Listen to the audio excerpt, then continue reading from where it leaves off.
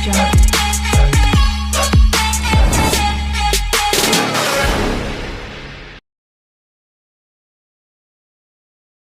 Hello नमस्कार मित्रांनो, मी तुमचा मित्र राज. जीवन एक अश्वमेध या आपल्या मराठी युट्यूब चॅनल मध्ये तुमचं सर्वांचं मनापासून सहर्ष स्वागत करतो. आय होप सर्वजण छान असतील, स्वतःची आणि इतरांची काळजी घेत असतील. आणि मित्रांनो, काळजी घ्यायलाच पाहिजे, कारण दुःखाच्या वेळी आपलेच आधी असतात. म्हणून त्यांची काळजी घेतली तर ते आपली काळजी नक्की घेतील. आशा करतो सर्व छान असतील, आनंदी असतील आणि आपल्या जीवनाचा जो प्रवास आहे तो सुखकर करत असतील. मित्रांनो, एक सत्य आहे, ते काय? मी नेहमी म्हणतो की दुःख हे येणार आहे आणि ते यायलाच पाहिजे.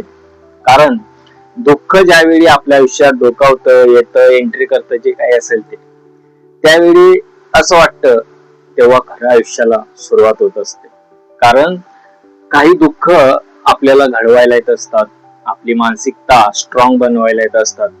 पण निसर्गाचा एक नियम आहे आणि माणसाचा एक गुणधर्म आहे की जेव्हा दुःख येतं त्यावेळी तो असा विचार करतो की माझ्यासोबतच दुःख का आलं, किंवा मी इतका वाईट आहे का, माझ्या आयुष्यात का दुःख येत आहे, माझ्यासोबतच असं का होत आहे. सर्वात आधी तो भूमिका बजावतो, स्वतःला दोष देतो. तर मित्रांनो, तुमच्या आयुष्यात दुःख असेल तर स्वतःला दोष देणं बंद करा. तो एक निसर्गाचा भाग आहे. शॉर्ट टर्म्स मध्ये सांगायचं झालं किंवा शॉर्ट मध्ये सांगायचं झालं, सोप्या पद्धतीत सांगतो, दुःख हे येणार आहे, ते अनिवार्य सत्य आहे आणि ते हसतमुखाने आपण घेतलं पाहिजे. जसं आयुष्य जगत असताना पैसा लागतो, त्यासाठी आपण रक्ताचं पाणी करत असतो, मेहनत करत असतो, झटत असतो, दिवसाची रात्र करत असतो, जे काही असेल. म्हणून दुःख हे स्वाभाविक आहे. म्हणून हसतमुखाने ते दुःख स्वीकारा आणि आपला जो प्रपंच आहे, आपलं आयुष्य आहे, ते सुखकर करण्याचा प्रयत्न. दुःखाला नेहमी गोंधळात टाकून ठेवा आणि आपण आनंदी राहा. आपण आनंदी असाल तर सर्व काही पॉसिबल होतं, शक्य वाटायला लागतं. म्हणून आपली तब्येत सांभाळा आणि स्वतःला हसतमुख ठेवा. मित्रांनो, मी तुमच्या डोळ्यासमोर आज खूपच म्हणजे संवेदनशील आणि एक गांभीर्य असलेला विषय तुमच्या डोळ्यासमोर आज मांडणार आहे, उजागर करणार आहे. मित्रांनो, एखादा व्यक्ती असेल, तहान लागलेला व्यक्ती, तहानने व्याकुळ झालेला व्यक्ती, भर दुपारी तुमच्या घरासमोर आला आणि त्याने बोललं, दादा, भाऊ, जे काय असेल ते बोलला की मला एक पाण्याचा ग्लास द्या, पाणी प्यायला द्या. तर आपण एक पुण्याचं काम, पुण्याचं काय असेल ते आपण बोलून त्याला पाण्याचा ग्लास देतो. पण एक काळ असा होता मित्रांनो की त्या काळात पाण्यासाठी संघर्ष करावा लागेल. हो मित्रांनो, सर्वांना माहित आहे, तरी मी तुमच्या डोळ्यासमोर सांगतो.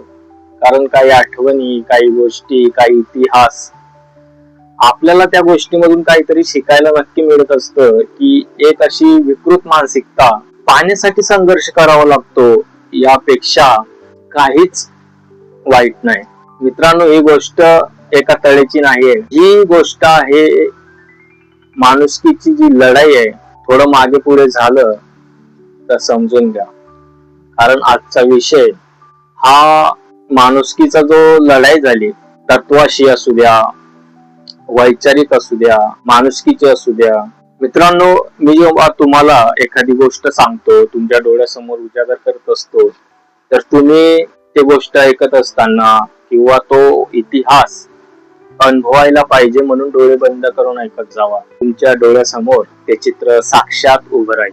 मित्रांनो, आता तुम्ही डोळे बंद केले असतील तर कल्पना करा, एक साधं नितळ पाण्याचं तळ आहे. गावातील असल्यामुळे सर्वांना काही गोष्टी माहित असतील की तळ काय, शेततळ काय, किंवा नदी नाले काय असतात, सर्वांना माहित आहे. गावातल्या रस्त्यावर सगळ्यांच्या नजरेसमोर ते तळ आहे, स्वच्छ पाणी आहे, नितळ पाणी आहे. पण यात एक वाईट गोष्ट, एक दुर्दैव म्हणता येईल, ते असं आहे की हे जे तळ आहे त्या तळ्याचं पाणी हजारो वर्ष काही लोकांना पिता येत नव्हतं. मग त्या मागील इतिहास काय आहे, का नाही पिता येत होतं, हे आपण बघणार आहोत. मित्रांनो, आज आपण बघतो आपल्याला तहान लागते, कोणतंही शॉप असेल, कुठेतरी पाणपोई असतात रस्त्याला, आपण पाणी सहज पितो. कारण निसर्गाची ही अनमोल जी देणगी आहे पाणी, त्या पाण्यावर सर्वांचा हक्क आहे. मग त्यात पशु पक्षी प्राणी जे काय असेल, मानव, त्या सर्वांचा. पण एक काळ असा होऊन गेला की त्या काळात पाण्यासाठी संघर्ष करावा लागला. मित्रांनो, काही गोष्टी खरंच मनाला लागतात, चटका लागतो की ही असली विकृत मानसिकता का असेल. एक साधं तळ आहे, नितळ पाण्याचं तळ आहे, गावातल्या रस्त्यावर आहे, आणि त्या तळ्याचं पाणी हजारो वर्ष काही लोकांना पिता येत नव्हतं. त्यांचा एकच गुन्हा होता त्या काळी.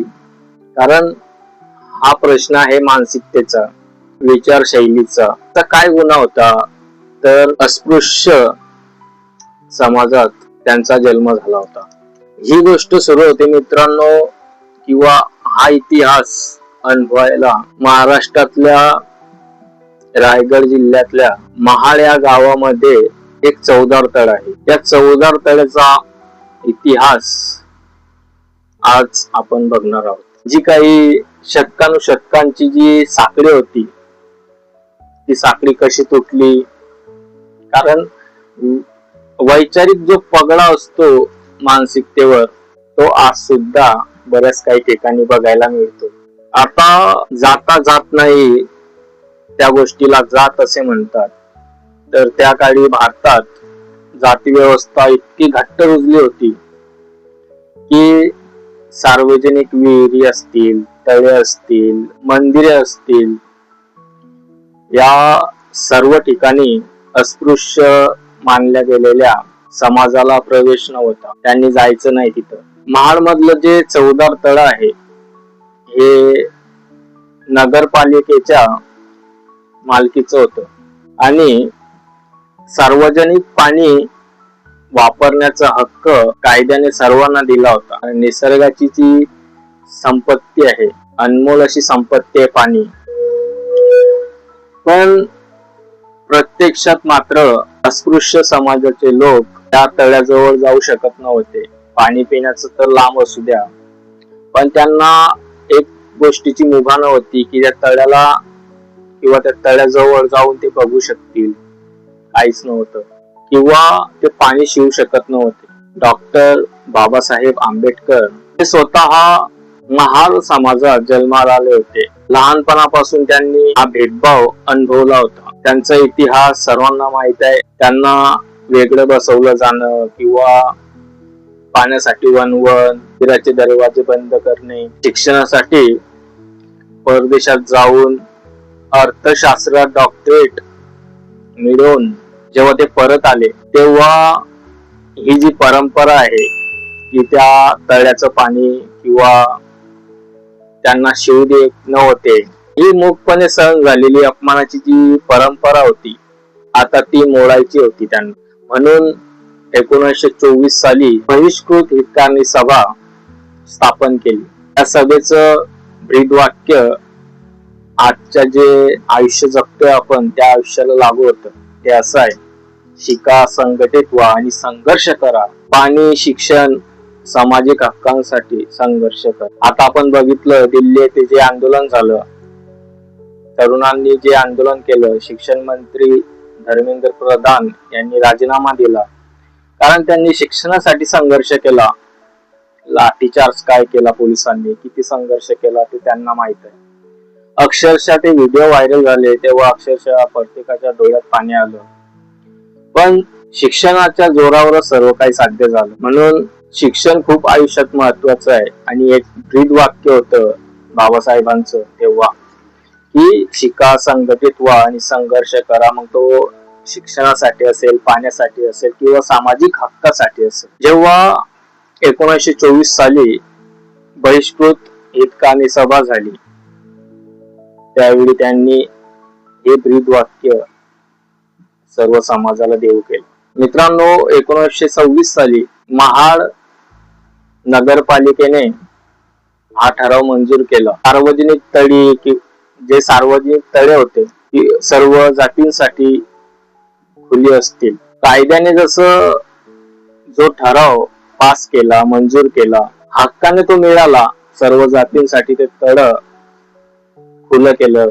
सार्वजनिक तळे सर्व जातींसाठी खुली असतील. कायद्याने हा हक्क मान्य झाला होता.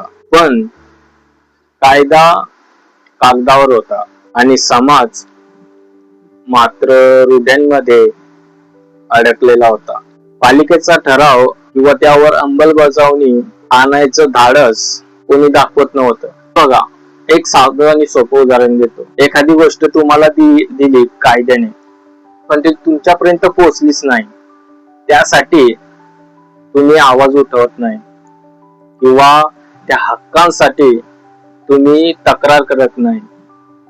त्या काळात पण असंच झालं की ते झालं होतं सर्व, पण पाणी जाऊन प्यायचं हे जी हिंमत होती किंवा तिथे जाऊन ते पाणी शिवायचं मग ते प्यायचं हे हिंमत कोणामध्ये नव्हती. मग असं झालं, डॉक्टर बाबासाहेब आंबेडकरांनी ठरवलं हा हक्क मागून मिळणार नाही. कारण हा जो हक्क आहे हा मागून मिळणार नाही, तो कृतीतून सिद्ध करावा लागेल, ऍक्शन करावं लागेल, तरच हा जो कायदा मंजूर झालाय तो आपल्याला हक्क म्हणून मिळेल.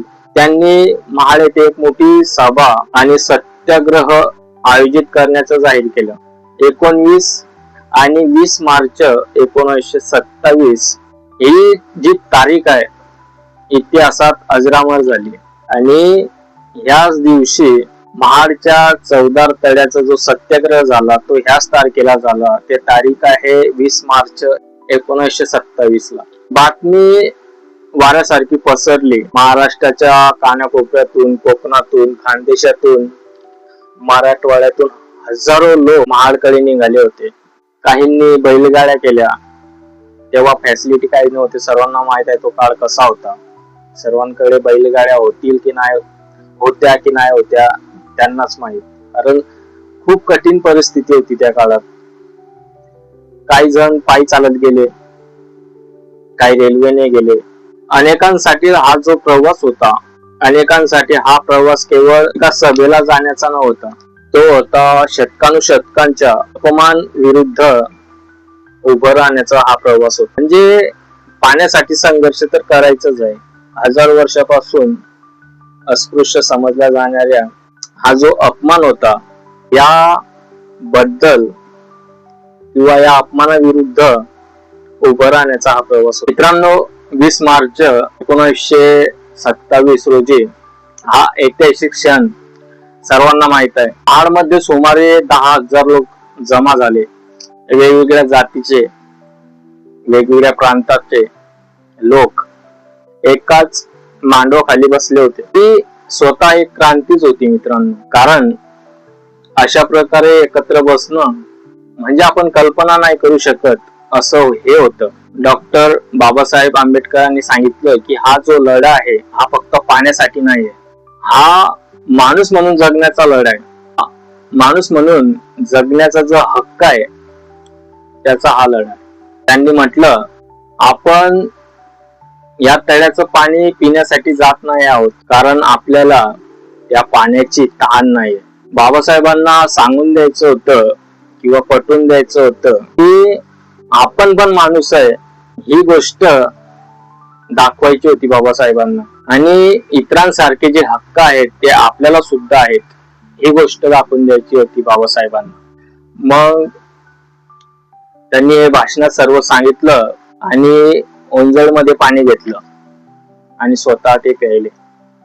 त्यांच्या मागोमाग हजारो लोकांनी ते पाणी पाषाण केलं. काही क्षणासाठी ती शतकानुशतकांची जी भिंत होती ती कोसळली होती. पण मित्रांनो, ही जी शांतता होती त्या क्षणासाठी ती फार काळ काही टिकली नाही. त्या काळातील जे सनातनी मंडळी होती त्या मंडळींना ही जी घटना घडली चौदार तळ्यावरती काही सहन झाली नाही आणि अफवा पसरवणे हे आधीपासूनच सुरू आहे. आजकाल सुद्धा अफवा पसरवल्या जातात, त्या काळात सुद्धा अफवा पसरवली गेली की अस्पृश्यांनी तडच नव्हे तर गावातल्या मंदिरातही प्रवेश केला, अशी जी अफवा पसरवली गेली. आणि मग जे संतप्त जमाव होता, त्या जमावाने जे सत्याग्रही आले होते, त्या सत्याग्रही लोकांवर हल्ला केला. अनेकांना बेदम मारहाण करण्यात आली. काहींची घरं आणि सामान उद्ध्वस्त केलं.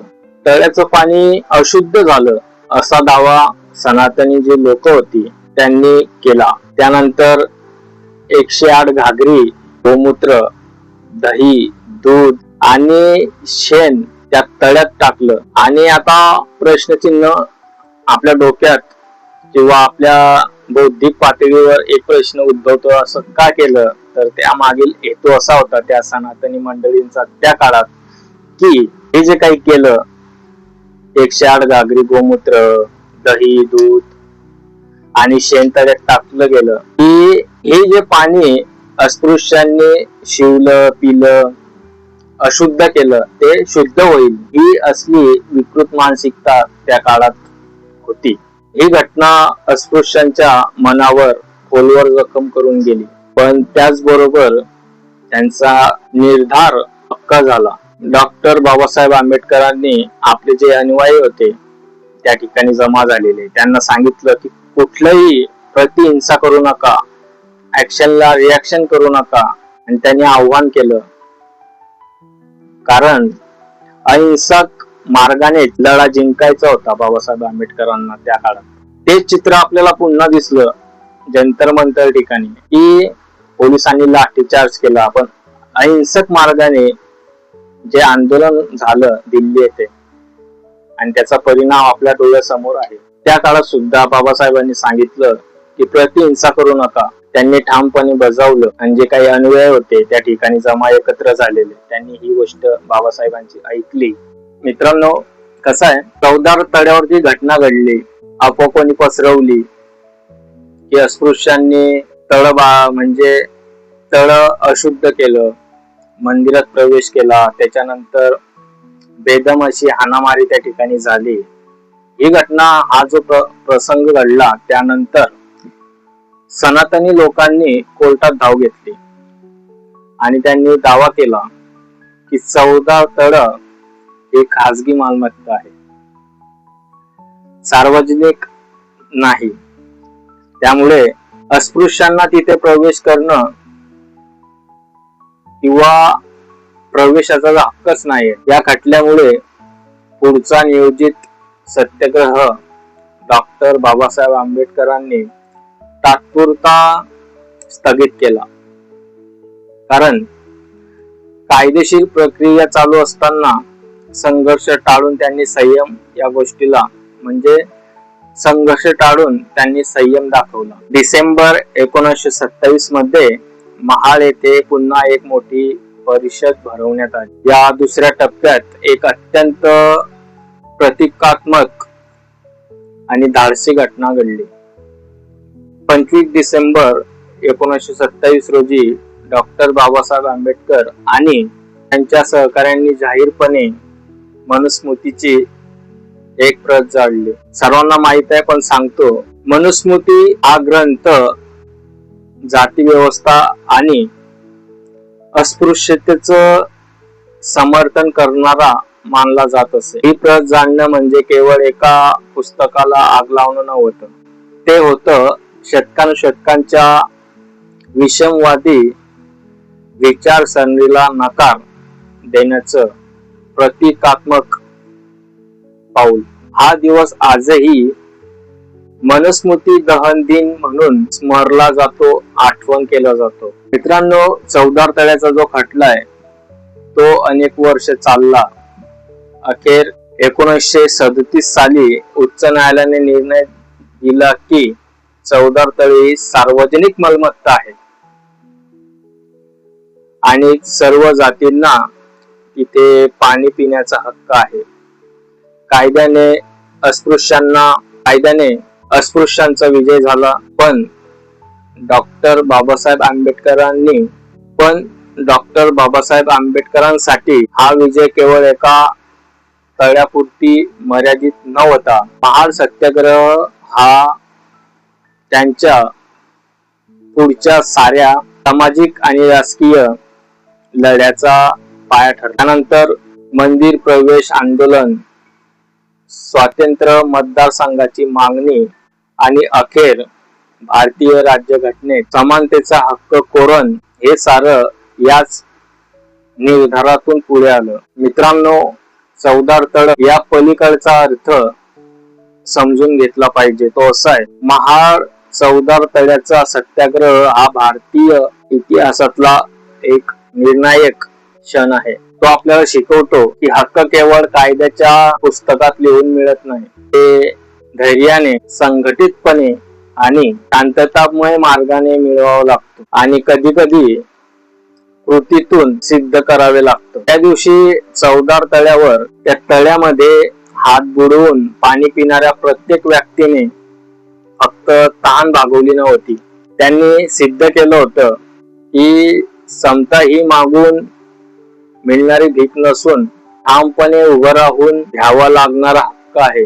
आजही जेव्हा आपण समतेबद्दल, सामाजिक न्यायाबद्दल भांडतो, सामाजिक न्यायाबद्दल बोलतो, तेव्हा महाडच्या त्या चवदार तळ्याचा उल्लेख किंवा महाडच्या त्या चवदार तळ्याचं पाणी आपल्याला आठवण करून देतं की माणुसकीसाठीचा हा जो लढा आहे तो कधीच सोपा नव्हता, पण तो लढणं हेच खऱ्या अर्थाने माणूस असण्याचं लक्षण आहे. खूप मोठी गोष्ट आहे मित्रांनो. फक्त कसं आहे, वैचारिकता, मानसिकता आणि वर्षानुवर्ष असलेली जी मानसिक विकलांगता होती, त्याचं इथे विशेष म्हणजे एक आरखडा मांडण्यात आलेला आहे की पाण्यासाठी संघर्ष करावा लागला. ही खूप मोठी गोष्ट आहे मित्रांनो. आजकाल जर कोणी, आपण कुठे गेलात तर आपल्याला पाणी नक्की मिळतं, आपली तहान भागवली जाते. पशु असेल, पक्षी असेल, आपल्या घरासमोर कोणी एखादी व्यक्तीला आपण सहजपणे देतो.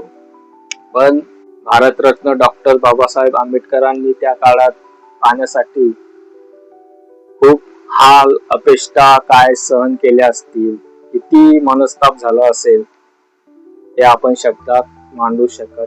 म्हणून मित्रांनो, एक करायचं, जर मनाच्या कोपऱ्यात तुम्हाला व्हिडिओ आवडला असेल किंवा तुमचं काही जे कमेंट्स असेल, तुम्हाला व्हिडिओ बद्दल काय वाटतं, कमेंट्स मध्ये नक्की लिहा. पुन्हा भेटूया नवीन विषयासह. तोपर्यंत आनंदी राहा, काळजी घ्या. जय हिंद, जय महाराष्ट्र.